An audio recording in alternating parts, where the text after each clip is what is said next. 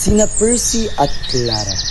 Noong unang panahon, sa isang tahimik na maliit na bukirin na napapalibutan ng luntiang mga burol, ay naninirahan ang isang mahinahong baka na nagngangalang Clara at ang isang masayahing baboy na nagngangalang Percy.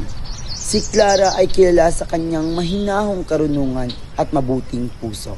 Samantalang si Percy naman ay laging puno ng sigla at halakak. Bagaman magkaiba sila, mayroon silang matibay na pagkakaibigang hinangaan ng lahat ng mga hayop sa bukirin. Isang mainit na tag-init, dumaan sa matinding pagsubok ang bukirin.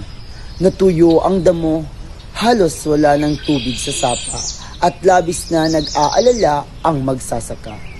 Nagsimula siyang magbigay ng mas kaunting pagkain sa mga hayop upang mapahaba ang supply.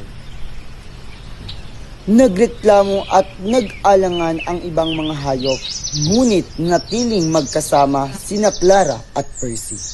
Nang makita ni Percy sa isang umaga na halos hindi na makatayo si Clara sa panghihina, nagmanali siyang mangalap ng mga tira-tirang pagkain sa paligid ng bukirin.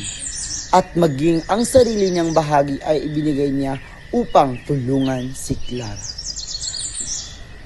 Mo, bakit mo ibibigay ang pagkain mo para sa akin? Mahina ngunit nagtatakang tanong ni Clara.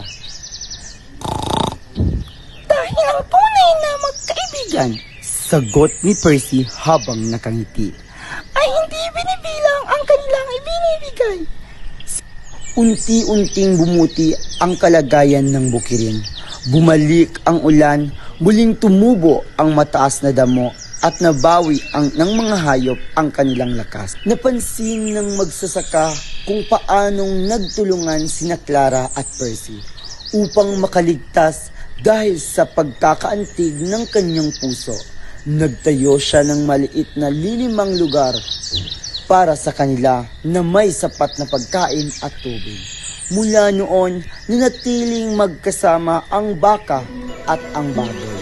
Hindi lamang sa oras ng paghihirap, kundi pati na rin sa panahon ng kagalakan.